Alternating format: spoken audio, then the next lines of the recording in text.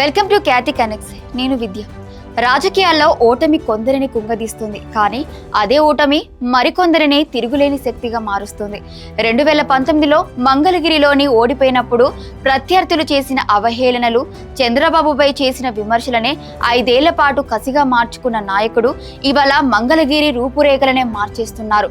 మన ఇల్లు, మన లోకేష్ 3000 మంది నిరుపేదలకు 1000 కోట్ల రూపాయలు విలువైన ఆస్తిని శాశ్వత భూ హక్కుగా అందజేసి చరిత్ర సృష్టించారు రాష్ట్ర మంత్రి నారా లోకేష్. అభివృద్ధి, సంక్షేమాన్ని జోడెద్దులా పరిగెత్తిస్తున్న కూటమి పాలన విజన్ ఏంటి? మంగళగిరిని ఏకంగా దేశంలోనే నెంబర్ 1 నియోజకవర్గంగా తీర్చిదిద్దుతానని లోకేష్ చేసిన శపథం వెనుక ఉన్న అసలు ప్లాన్ ఏంటి అనేది వాటి పాయింట్ ఆఫ్ వ్యూలో చూద్దాం.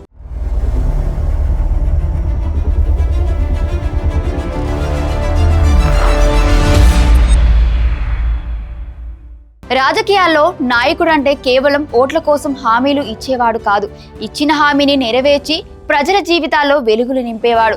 సరిగ్గా ఇదే సిద్ధాంతాన్ని ఆచరణలో చూపిస్తున్నారు రాష్ట్ర ఐటీ, కమ్యూనికేషన్స్ మరియు విద్యాశాఖ మంత్రి నారా లోకేష్. మంగళగిరి నియోజకవర్గ ప్రజలకు 2024 ఎన్నికల ప్రచార సమయంలో ఇచ్చిన మాటకు కట్టుబడి మన ఇల్లు, మన లోకేష్ పేరుతో ఒక చారిత్రాత్మక కార్యక్రమానికి శ్రీకారం చుట్టారు. మంగళగిరి పట్టణం మరియు పరిసర ప్రాంతాల్లోని నిరుపేద కుటుంబాలకు వారి స్వప్నమైన ఇళ్ల పట్టాలను లోకేష్ స్వయంగా పంపిణీ చేశారు. 3000 మందికి పైగా లబ్ధిదారులకు శాశ్వత ఇళ్ల పట్టాలను అందజేయడం విశేషం.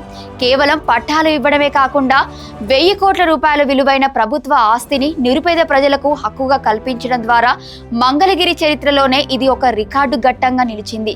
రాష్ట్ర ఆర్థిక పరిస్థితిపై కూటమి ప్రభుత్వం ఎదుర్కొంటున్న సవాళ్లపై స్పష్టమైన విశ్లేషణ అందించారు. కూటమి ప్రభుత్వం అధికారం చేపట్టే నాటికి రాష్ట్ర ఖజానా పరిస్థితి అత్యంత గందరగోళంగా ఉందన్నారు. రాష్ట్రానికి వచ్చే రాబడి రూపాయి మాత్రమే ఉంటే దానికి ప్రతిగా అవుతున్న ఖర్చు ఏకంగా ₹60 ఉంటుందని వివరించారు. ఆర్థిక ఇబ్బందులు తీవ్రంగా ఉన్నప్పటికీ గడిచిన 2 ఏళ్ల పాలనలో క్రమశిక్షణతో కూడిన నిర్వహణ, అభివృద్ధి పనుల వేగవంతం ద్వారా ఖర్చును ₹40 తగ్గించగలిగామని తెలిపారు.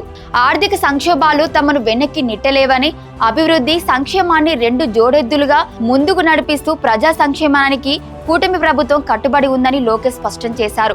నారా లోకేష్ తన ప్రసంగంలో తన రాజకీయ ప్రస్థానాన్ని, ఎదుర్కొన్న అవమానాలను ఎంతో భావోద్వేగంతో గుర్తు చేసుకున్నారు. 2019 శాసనసభ ఎన్నికల్లో మంగళగిరి నియోజకవర్గం నుంచి పోటీ చేసి ఓటమి పాలైన సమయంలో ప్రత్యర్థులు తనతో పాటు చంద్రబాబు నాయుడుని కూడా తీవ్రంగా అవహేళన చేశారని ఆయన ఆవేదన వ్యక్తం చేశారు. అయితే ఆ ఓటమిని తలరాతగా భావించి వెనక్కి తగ్గకుండా దాన్నే ఒక 5 సంవత్సరాల కసిగా మార్చుకున్నానని లోకేష్ పేర్కొన్నారు. ఓడిపోయిన మంగళగిరి ప్రజల మధ్యనే ఉంటూ వారి కష్ట సుఖాల్లో పాలు పంచుకున్నానని చెప్పారు. 2024లో మంగళగిరి ప్రజలు ఇచ్చిన చారిత్రాత్మక విజయానికి కృతజ్ఞతగా ఈ నియోజకవర్గాన్ని రాష్ట్రంలోనే కాదు, ఏకంగా దేశంలోనే నెంబర్ 1 నియోజకవర్గంగా తీర్చిదిద్ది చూపిస్తారని ధీమా వ్యక్తం చేశారు.